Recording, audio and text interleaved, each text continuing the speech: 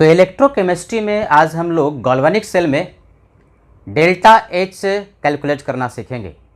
Galvanic cell में एक redox reaction जो हो रहा है उसमें हीट ऑफ रिएक्शन कितना है, या तो जो सेल रिएक्शन है एंडोथर्मिक होगा या तो एक्सोथर्मिक होगा।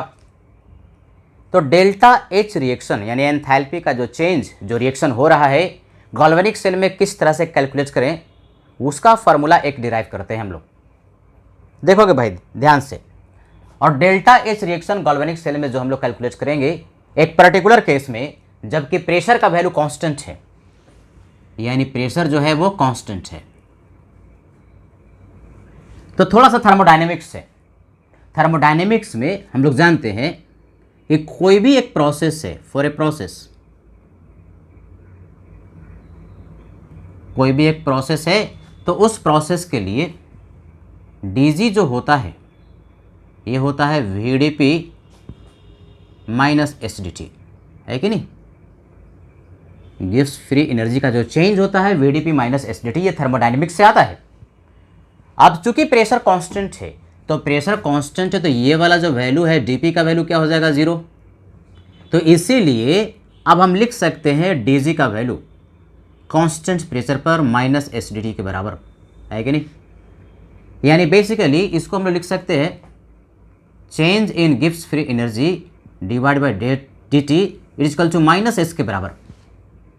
तो ये किसी प्रोसेस के लिए हुआ। यही अगर कोई एक केमिकल रिएक्शन है, जैसे गैल्वेनिक सेल में रिडॉक्स रिएक्शन हो रहा है, तो उस रिडॉक्स रिएक्शन के लिए जी को डेल्टा जी लिखेंगे, यानी फॉर ए रिएक्शन किसी एक केमिकल रिएक्शन के लिए जी डेल्टा जी हो जाएगा, यानी D delta G differential of delta G and divide by D T is equal to S जो हो जाएगा वो डेल्टा एस हो जाएगा, यानी बेसिकली हो जाएगा माइनस डेल्टा एस, है कि नहीं।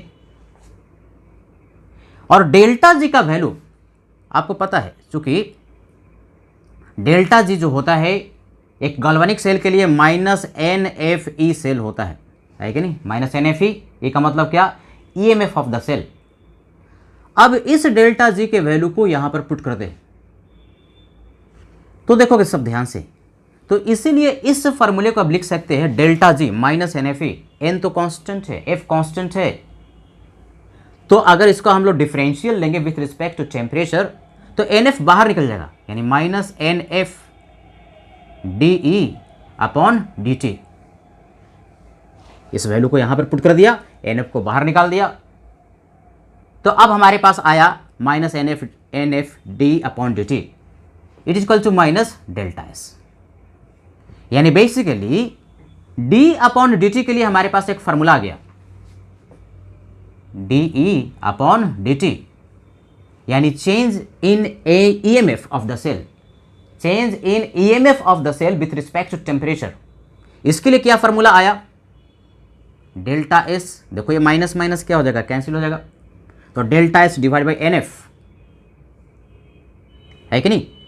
ये जो डी अपॉन डी टी जो आया, ये डी अपॉन डी टी, इसको हम लोग कहते हैं temperature coefficient, temperature coefficient of EMF of cell, temperature coefficient of EMF of the cell, d divide by D T, यानी change in EMF of the cell with respect to temperature.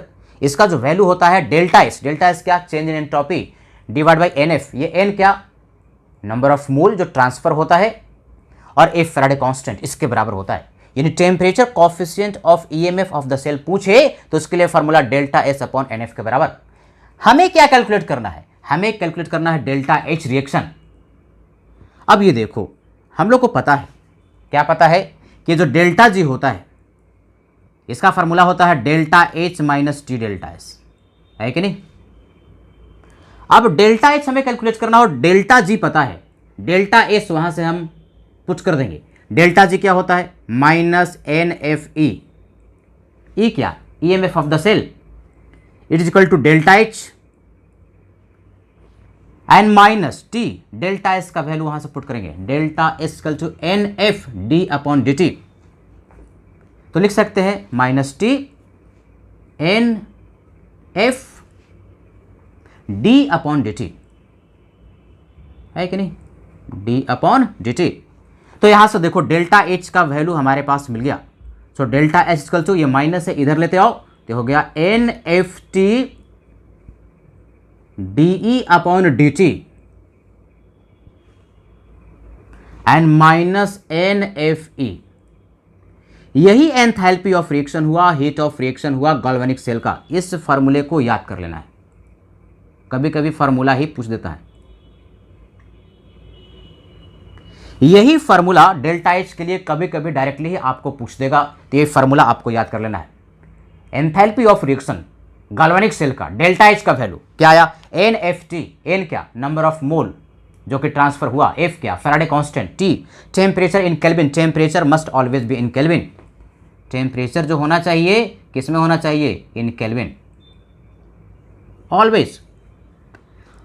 और D upon D T क्या होगा, D upon D T generally यदि इसका variation linear है, linear variation हो रहा है ईएमएफ ऑफ द सेल का विथ टेम्परेचर, तो इसका अर्थ होता है E2 minus E1 divide by T2 minus T1, यानी D अपॉन डी टी का वैल्यू आप ये पुट कर देंगे। दो टेम्परेचर, दो अलग अलग टेम्परेचर पर ईएमएफ ऑफ द सेल दिया रहेगा, T1 पर E1, T2 पर E2, तो D अपॉन डी टी का वैल्यू ये पुट करोगे E2 minus E1 divide by T2 minus T1।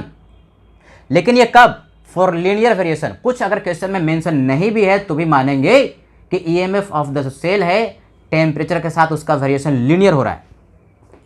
So this is for linear variation, है कि नहीं। तो दो अलग अलग टेम्परेचर पर ईएमएफ ऑफ द सेल दिया रहेगा,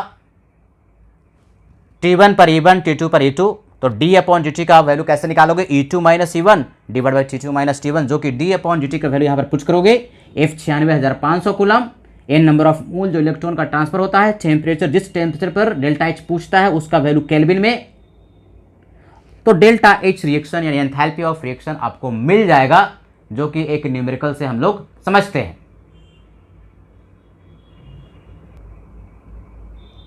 तो ये क्वेश्चन है, calculate delta H reaction of given galvanic cell at 27 degree Celsius. एक गैल्वेनिक सेल दे दिया Zn plus 2 Cu plus 2 Cu, ये एक गैल्वेनिक सेल है, और इस गैल्वेनिक सेल का 27 डिग्री सेल्सियस पर enthalpy of reaction, heat of reaction पूछता है कितना होगा। कुछ इंफॉर्मेशन दिया हुआ है, ई सेल का वैल्यू दे दिया 27 डिग्री सेल्सियस पर 1.04 वोल्ट, और ई सेल का वैल्यू एक और टेम्परेचर पर दिया 37 डिग्री सेल्सियस पर दे दिया 1.14 वोल्ट, यानी दो डिफरेंट टेम्परेचर पर ईएमएफ ऑफ द सेल का वैल्यू दिया है। एक दे दिया 27 डिग्री सेल्सियस पर और दूसरा दे दिया 37 डिग्री सेल्सियस पर। तो जो 27 डिग्री है उसको T1 कह दिया और जो 37 डिग्री है उसको T2 कह दिया, है कि नहीं। एक को T1 कह दिया, दूसरे को T2 कह दिया। तो T1 वाला टेम्परेचर को केल्विन में चेंज कर लिया, इसको भी केल्विन में चेंज कर लिया। केल्विन में कैसे चेंज करते हो, डिग्री सेल्सियस में 273 जोड़ते हैं, तो ये 300 केल्विन हो गया, ये 310 केल्विन हो गया। तो टेम्परेचर T1 यानी 300 केल्विन पर ई सेल का वैल्यू 1.04 वोल्ट है। V का मतलब क्या, वोल्ट, इसको हमने E1 कह दिया। और T2 यानी 310 केल्विन पर ई सेल का जो वैल्यू है 1.14 वोल्ट, इसको E2 कह दिया। T2 वाले का E2 और T1 वाले का E1 कह दिया। तो हमारे पास जो फार्मूला है, उस फार्मूले को जो मैंने बोला याद कर लेना है डेल्टा एच के लिए, वो फार्मूला क्या था, NFT D upon D T minus NFE, यानी हमें न्यूमेरिकल को सॉल्व करने के लिए D अपॉन डी टी का वैल्यू चाहिए। क्वेश्चन में EMF of the cell as a function of temperature नहीं लिखा तो हम मानेंगे कि लीनियर वेरिएशन है। तो D अपॉन डी टी का वैल्यू क्या हो जाएगा, E2 minus E1 divide by T2 minus T1। अब T2 पर E2 दिया है, T2 पर E2 दिया है 1.14 वोल्ट, और T1 जो कि 300 केल्विन है उसके करस्पॉन्डिंग E1 दे दिया कितना 1.04 वोल्ट। वैल्यू को पुट कर दिया 0.01 आया D अपॉन डी टी का वैल्यू। अब इस D अपॉन डी टी का वैल्यू इस फॉर्मूले में पुट कर देंगे। N number of mole of electron transfer, देखो Zn से Zn प्लस 2 जाएगा 2 इलेक्ट्रॉन, Cu प्लस 2 से Cu में जाएगा 2 इलेक्ट्रॉन, यानी ओवरऑल 2 इलेक्ट्रॉन का ट्रांसफर हो रहा है। तो N का वैल्यू 2, F का वैल्यू 96,500 कूलम, एंड टेम्परेचर कितना, टेम्परेचर है 300 केल्विन। जिस टेम्परेचर पर पूछा किस टेम्परेचर पे पूछा? 27 डिग्री सेल्सियस पे पूछा। तो 27 डिग्री सेल्सियस का मतलब 300 केल्विन। तो एनएफटी 300 केल्विन और डी अपॉन डी टी का वैल्यू पुट कर दिया 0.01, ये जो पुट कर यहां जो आया था value, minus N F E, n का वैल्यू इलेक्ट्रॉन का ट्रांसफर 2, एफ का वैल्यू 96,500 और ई, ये ई क्या? EMF of the cell. ये EMF of the cell sir दो दिया हुआ है। कौन सा ले? जिस टेम्परेचर पर पूछता है। किस टेम्परेचर पर डेल्टा एच पूछ रहा है? 27 डिग्री सेल्सियस पे पूछ रहा है। तो 27 डिग्री सेल्सियस पर जो ईएमएफ ऑफ द सेल है वो उस वैल्यू को लेंगे। तो 27 डिग्री सेल्सियस पर ईएमएफ ऑफ द सेल का वैल्यू कितना? 1.04 वोल्ट है कि नहीं? तो 1.04 वोल्ट लिया, T1 वाला लिया, 27 डिग्री सेल्सियस वाला इस सेल का वैल्यू लिया और फिर उसको हम लोगों ने सॉल्व कर लिया, रिजॉल्व कर लिया। तो सॉल्व करके हमारे पास डेल्टा एच का जो वैल्यू आया जूल में इतना आया। जूल में क्यों आया? क्योंकि सब हम लोगों ने एसआई यूनिट में वैल्यू को पुट कर दिया। ये 96,500 कूलम, ये टेम्परेचर केल्विन में, यानी सारा वैल्यू यदि एसआई यूनिट में होता है तो आपका एनर्जी का यूनिट भी जो आएगा वो किस में आएगा? जूल में आएगा।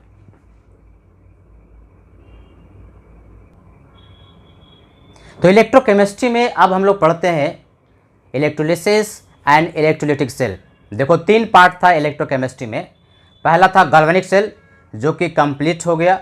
दूसरा पार्ट है इलेक्ट्रोलिसिस एंड इलेक्ट्रोलिटिक सेल जो कि आज हम लोग शुरू करने वाले हैं। और तीसरा जो पार्ट है वो है कंडक्टेंस। तो दूसरा वाला जो पार्ट है वो हम लोग आज पढ़ेंगे, इलेक्ट्रोलिसिस एंड इलेक्ट्रोलिटिक सेल। ये इलेक्ट्रोलिसिस क्या होता है? इलेक्ट्रोलिसिस का मतलब है इलेक्ट्रोलाइट का टूटना उसके आयंस में, यानी कोई भी एक इलेक्ट्रोलाइट है उसको आयंस में तोड़ दिया गया। जैसे NaCl है तो NaCl को तोड़ दिया गया Na+ और Cl- में। अब ये जो आयंस है इलेक्ट्रोलाइट का Na+ और Cl- वो रिस्पेक्टिव इलेक्ट्रोड पर यानी एनोड या कैथोड पर जाकर के डिपॉजिट हो जाता है।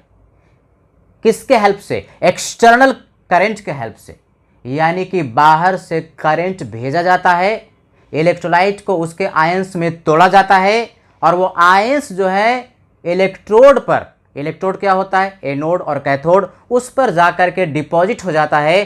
तो पूरे प्रोसेस को कहते हैं इलेक्ट्रोलिसिस।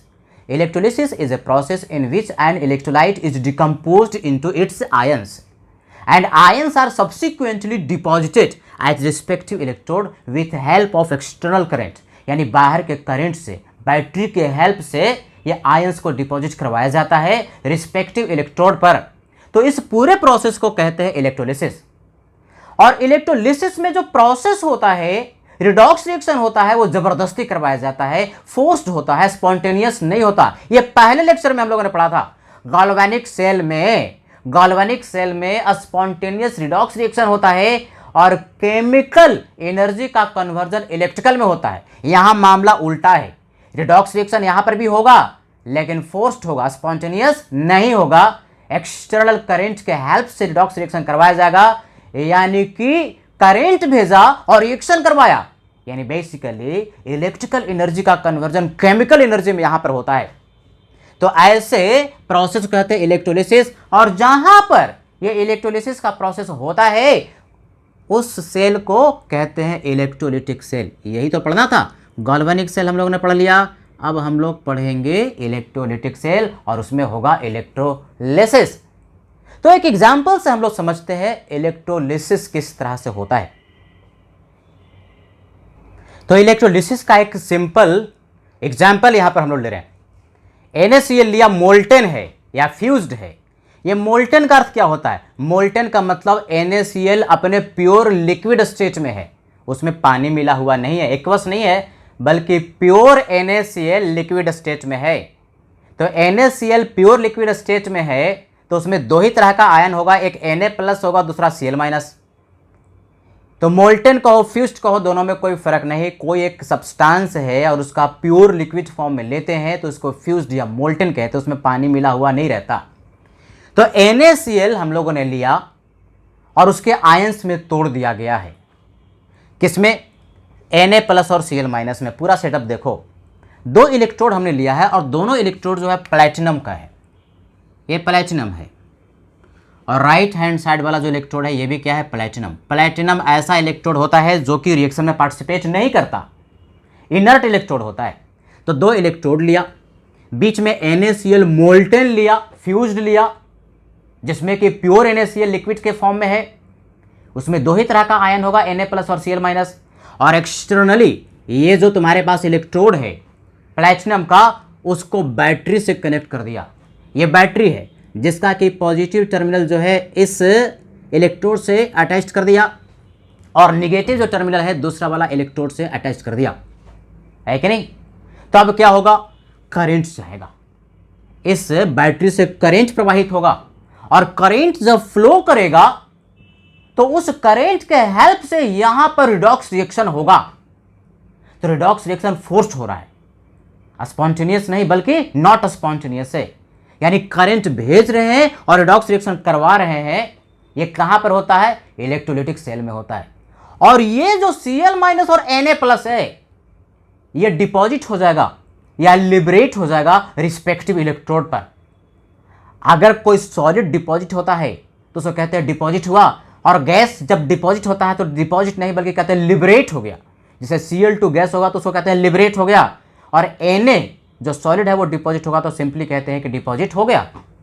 तो देखो पूरा प्रोसेस को, करंट भेजा, अब NaCl का फ्यूज्ड मोल्टेन स्टेट में पड़ा हुआ था, आयन था Na+ Cl-।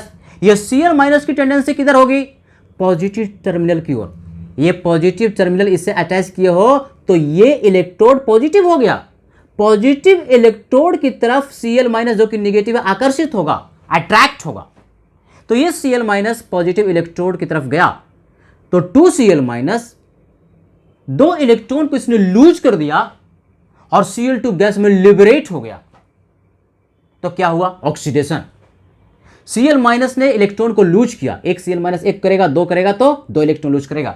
इलेक्ट्रॉन का लॉस यदि होता है तो ऑक्सीडेशन होता है, और जहां पर ऑक्सीडेशन होता है, जिस इलेक्ट्रोड पर ऑक्सीडेशन होता है उसको कहते हैं एनोड। तो ये एनोड हो गया भाई, और चूंकि पॉजिटिव टर्मिनल से अटैच्ड है इसलिए ये एनोड पॉजिटिव है। एनोड पर हमेशा ऑक्सीडेशन, और यदि पॉजिटिव टर्मिनल से अटैच्ड है बैटरी का, इसलिए एनोड यहां पर पॉजिटिव है। अब ये जो Na+ है वो क्या करेगा, Na+ दो इलेक्ट्रॉन को गेन कर लिया, और गेन करके सोडियम सॉलिड में यहां पर डिपॉजिट हो जाएगा। यहां पर सोडियम डिपॉजिट होते जाएगा और यहां Cl2 गैस लिबरेट होता जाएगा। एनोड पर Cl2 गैस और कैथोड पर सोडियम सॉलिड डिपॉजिट होता जाएगा, है कि नहीं। तो ओवरऑल रिएक्शन क्या हो रहा है, यहां पर क्या हुआ पहले ये बताओ। यहां पर रिडक्शन हुआ, इलेक्ट्रॉन का गेन हुआ। जहां पर इलेक्ट्रॉन का गेन होता है ना, उस इलेक्ट्रोड को कहते हैं कैथोड। तो ये कैथोड हुआ, और कैथोड जो कि निगेटिव टर्मिनल से अटैच था, पॉजिटिव निगेटिव की ओर जा रहा है, तो निगेटिव टर्मिनल से अटैच्ड होने की वजह से कैथोड को यहां पर निगेटिव इलेक्ट्रोड कहा। समझ बात आ रही है, क्यों निगेटिव क्यों पॉजिटिव। कैथोड यहां पर निगेटिव, एनोड यहां पर पॉजिटिव। गैल्वेनिक सेल में मामला उल्टा था, एनोड पर होता ऑक्सीडेशन ही था लेकिन वो निगेटिव था, कैथोड पर होता रिडक्शन ही था लेकिन वहां पर वह पॉजिटिव इलेक्ट्रोड था। यहां मामला उल्टा, एनोड पर हो ही रहा ऑक्सीडेशन, एनोड पर हमेशा ऑक्सीडेशन होता है, कैथोड पर हमेशा रिडक्शन, लेकिन साइन डिफरेंट हो सकता है। इलेक्ट्रोलाइटिक सेल में एनोड पॉजिटिव है और कैथोड निगेटिव है। बात समझ में आ गई, समझाया मैंने। अब ये देखो, एनोड पर ऑक्सीडेशन और कैथोड पर रिडक्शन, तो ओवरऑल सेल रिएक्शन के लिए हमने जोड़ दिया तो इलेक्ट्रॉन कैंसिल होकर के हमारे पास ओवरऑल सेल रिएक्शन मिला, जो कि स्पॉन्टेनियस नहीं बल्कि बैटरी के करंट को भेज करके करवाया गया। तो ये Cl2 गैस लिबरेट होगा, कहां पर लिबरेट हुआ, एनोड पर, एच एनोड। और सोडियम सॉलिड है तो कहते हैं कि डिपॉजिट हुआ, ये कहां पर डिपॉजिट होगा, तो एच कैथोड। तो इस पूरे प्रोसेस को इलेक्ट्रोलिसिस कहते हैं, और जिस वेसल में, जिस इंस्ट्रूमेंट में यह इलेक्ट्रोलिसिस का प्रोसेस होता है उसको इलेक्ट्रोलिटिक सेल के नाम से पुकारते हैं। तो इस तरह से इलेक्ट्रोलिसिस हम लोग बहुत सारे सब्सटेंस का करने वाले हैं, लेकिन उसके पहले कुछ हम लोग पढ़ते हैं कि कितने तरह का, जैसे हमने यहां पर इस्तेमाल किया कि इनर्ट इलेक्ट्रोड प्लैटिनम है, तो दो तरह का इलेक्ट्रोड होता है, उसके बारे में हम लोग पढ़ेंगे, और फिर पढ़ेंगे फैराडेज लॉज ऑफ इलेक्ट्रोलिसिस।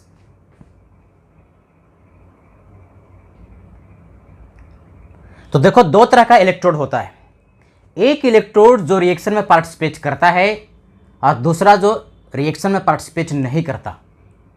तो जो रिएक्शन में पार्टिसिपेट करता है उसको हम लोग कहते हैं रिएक्टिव और अटैकेबल इलेक्ट्रोड। नाम में उसका अर्थ छुपा हुआ। अटैकेबल मतलब जिसको अटैक किया जा सके, मतलब रिएक्शन में पार्टिसिपेट कर सके, रिएक्टिव।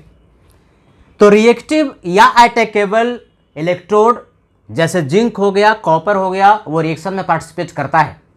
अगर गैल्वेनिक सेल याद होगा तो जिंक का मास घट रहा था, कॉपर का मास बढ़ रहा था, मतलब रिएक्शन में पार्टिसिपेट करने वाला वो इलेक्ट्रोड था। तो जो रिएक्शन में पार्टिसिपेट करेगा उसका मास घट भी सकता, बढ़ भी सकता, यानी mass of electrode can change, जैसे जिंक हो गया, कॉपर हो गया, एटसेट्रा। दूसरा नॉट अटैकेबल, नॉन रिएक्टिव या इनर्ट इलेक्ट्रोड, बहुत बार गैल्वेनिक सेल में इस्तेमाल किया गया है और हमने पढ़ा है। इनर्ट का मतलब जो रिएक्शन में पार्टिसिपेट ना करे, नॉट अटैकेबल का मतलब जो रिएक्शन में अटैक नहीं किया सके, यानी रिएक्शन में पार्टिसिपेट ना करे, सिंपल एकदम। तो जो रिएक्शन में पार्टिसिपेट ही नहीं करेगा तो उसका मास चेंज नहीं करेगा, mass of electrode does not change. जैसे प्लैटिनम, हर जगह कहते थे कि प्लैटिनम इलेक्ट्रोड नॉर्मली लगाया जाता है क्योंकि वह रिएक्शन में पार्टिसिपेट नहीं करता। जहां हमें ऐसे इलेक्ट्रोड की जरूरत है जो कि रिएक्शन में पार्टिसिपेट ना करे, सिर्फ इलेक्ट्रॉन का ट्रांसफर भर करे, इलेक्ट्रॉन का सोर्स और सिंक की तरह काम करे, वहां पर इनर्ट इलेक्ट्रोड लेते हैं। फॉर एग्जांपल प्लैटिनम, ये कार्बन ग्रेफाइट, कहाँ देखो, नीपो एवरेडी बैटरी को जब तुम फोड़ोगे उसको तो अंदर में ग्रेफाइट का जो इलेक्ट्रोड होता है कार्बन का, वो इनर्ट इलेक्ट्रोड होता है, रिएक्शन में पार्टिसिपेट नहीं करता। क्या सीखा?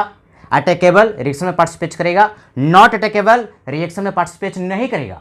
अटैकेबल का मास चेंज करेगा, नॉट अटैकेबल का मास चेंज नहीं करेगा। दो तरह का इलेक्ट्रोड होता है जिसका कि इस्तेमाल हम लोग आने वाले क्लास में करेंगे। तो आप लोग पढ़ते हैं फैराडेज लॉज ऑफ इलेक्ट्रोलिसिस। ये जो इलेक्ट्रोलिसिस होता है तो उसमें जो सब्सटेंस वो डिपॉजिट होता है या तो कैथोड पर या तो एनोड पर। जैसे NaCl वाला में Cl2 गैस लिबरेट हो रहा था एनोड पर और सोडियम सॉलिड डिपॉजिट हो रहा था कैथोड पर। तो कोई भी एक गैस जो कि लिबरेट हो रहा है या सॉलिड जो कि इलेक्ट्रोड पर डिपॉजिट हो रहा है, उसका कितना अमाउंट डिपॉजिट हो रहा है उसके लिए दो लॉ है, जिसमें कि पहला लॉ हम पुकारते हैं फैराडेज लॉज ऑफ इलेक्ट्रोलिसिस। दो लॉ है जिसमें कि पहला लॉ है जो है फर्स्ट लॉ ऑफ इलेक्ट्रोलिसिस, जिसको फैराडेज फर्स्ट लॉ कहते हैं, वो ये है कि कोई भी सब्सटेंस जो डिपॉजिट हो रहा है, ध्यान सुनेगा, कोई भी सब्सटेंस जो डिपॉजिट हो रहा है उसका जो मास ग्राम में होगा, उसका जो मास ग्राम में होगा डायरेक्टली प्रोपोर्शनल होगा जितना चार्ज उस सॉल्यूशन में पास करवाया जाएगा। यानी कि mass of substance deposited at an electrode is directly proportional to amount of charge passed through electrolytic solution. ये W क्या, मास से, जैसे सोडियम का मास हो गया, क्लोरीन का मास हो गया, जो भी सॉलिड या गैस जो डिपॉजिट हो रहा है उसका मास ग्राम में डायरेक्टली प्रोपोर्शनल होता है जितना अमाउंट चार्ज का कूलम में पास किया गया। W directly proportional to amount of charge, Q का मतलब चार्ज, किसमें, कूलम में, W मास उस सब्सटेंस का जो डिपॉजिट हो रहा है, किसमें, ग्राम में, यूनिट भी सही होना चाहिए। Q क्या होता है, जो चार्ज होता है वो I गुने T होता है। I क्या, I जो है वो करेंट है एम्पियर में और T क्या, टाइम है सेकेंड में। यानी Q को हम लिख सकते हैं IT, है ना, सबको पता है ये Q क्या होता है, I गुने T। I क्या, करेंट है, किसमें, एम्पियर में, और T क्या, टाइम है, किसमें, सेकेंड में। तो Q को लिख सकते हैं IT, यानी W is directly proportional to IT। तो एक प्रोपोर्शनैलिटी कांस्टेंट मिल जाता है जिसको Z कहते हैं। हाँ, यानी हमारे पास एक बड़ा महत्वपूर्ण फार्मूला मिल गया W के लिए। मास जिस सब्सटेंस का डिपॉजिट करेगा ग्राम में, it is equal to ZIT, जो कि Z एक प्रोपोर्शनैलिटी कांस्टेंट है, उसको एक नाम से पुकारते हैं इलेक्ट्रोकेमिकल इक्विवेलेंट। अलग अलग सब्सटेंस के लिए Z का वैल्यू अलग अलग होता है। जैसे कॉपर के लिए अलग होगा, एल्युमिनियम के लिए अलग होगा, ऑक्सीजन के लिए अलग होगा, Cl2 के लिए अलग होगा, यानी अलग अलग सब्सटेंस के लिए इस Z का वैल्यू अलग अलग होता है। एक प्रोपोर्शनैलिटी कांस्टेंट है जिसको कि एक नाम से पुकारते हैं इलेक्ट्रोकेमिकल इक्विवेलेंट, इलेक्ट्रोकेमिकल इक्विवेलेंट। तो W के लिए हमारे पास फार्मूला आ गया ZIT, है कि नहीं। अब क्या जो टर्म इस्तेमाल करें वो कभी भूलना नहीं, उस पहले तो फार्मूला को याद कर लेना है ZIT। Z क्या, इलेक्ट्रोकेमिकल इक्विवेलेंट बताया, अलग अलग सब्सटेंस के लिए अलग अलग। W मास जो सब्सटेंस का डिपॉजिट होगा ग्राम में, I करंट है एम्पियर में, और T क्या, टाइम है सेकेंड में, और Q क्या है, चार्ज इन कूलम। अब जरा ध्यान से देखो, ये जो तुम्हारे पास फार्मूला आया W का, वो क्या है, जेड और आई टी को क्या लिखते हैं क्यू, आई टी को क्या लिख सकते हैं क्यू। अब ये क्यू का वैल्यू यदि 1 कूलम हो जाए, क्यू का वैल्यू यदि 1 कूलम हो जाए, यानी 1 कूलम चार्ज पास करवाया जाए, तो ऐसे केस में W और Z क्या हो जाएगा बराबर। बात समझ में आ रही है। यानी 1 कूलम चार्ज पास करवाया जाता है तो जो सब्सटेंस का मास डिपॉजिट होगा वही Z कहलाएगा। यानी इलेक्ट्रोकेमिकल इक्विवेलेंट का डिफिनेशन क्या हुआ, 1 कूलम चार्ज पास करवाने पर सब्सटेंस का जितना मास डिपॉजिट होता है वही इलेक्ट्रोकेमिकल इक्विवेलेंट कहलाता है। यानी Z इक्वल टू W होगा कब, जबकि Q का वैल्यू 1 कूलम होगा। वही लिखा है Q यानी चार्ज का वैल्यू 1 कूलम हो जाता है तो उस केस में इलेक्ट्रोकेमिकल इक्विवेलेंट का वैल्यू W के बराबर हो जाता है कि नहीं। इसको याद रखना है, ये आगे डेरिवेशन में काम आने वाला है। यानी अभी के लिए फार्मूला क्या याद रखना है, W इक्वल टू ZIT, और 1 कूलम पास करवाने पर Z का वैल्यू और W का वैल्यू दोनों बराबर हो जाता है। अब देखोगे फैराडे साहब ने एक्सपेरिमेंट किया और एक्सपेरिमेंट से देखा कि 96,500 कूलम 96,500 कूलम 1 मोल इलेक्ट्रॉन पर चार्ज होता है। पहले ही बताया है 1 मोल इलेक्ट्रॉन पर चार्ज 96,500 कूलम के बराबर होता है। इसको 1 फैराडे कहते हैं। यानी 1 फैराडे का हो, 96,500 कूलम का हो या 1 मोल इलेक्ट्रॉन का हो, तीनों में कोई फर्क नहीं है। तो 96,500 कूलम यदि सॉल्यूशन में पास करवाया जाता है तो किसी भी सब्सटेंस का जो डिपॉजिट होगा 1 ग्राम इक्विवेलेंट डिपॉजिट होगा। 1 ग्राम इक्विवेलेंट का हो या 1 इक्विवेलेंट का हो, दोनों में कोई फर्क नहीं है। किसी भी सब्सटेंस का 1 इक्विवेलेंट के बराबर डिपॉजिट होगा। यानी 1 फैराडे पास करवाओगे तो ऑक्सीजन का भी एक ही इक्विवेलेंट डिपॉजिट होगा, H2 का भी एक इक्विवेलेंट डिपॉजिट होगा। यानी सोडियम, अल्युमिनियम, आयरन जो भी सब्सटेंस डिपॉजिट हो रहा है 1 फैराडे पर पास करवाने पर एक ही इक्विवेलेंट डिपॉजिट होगा। 1 ग्राम इक्विवेलेंट कहो या 1 इक्विवेलेंट कहो, दोनों में कोई फर्क नहीं है।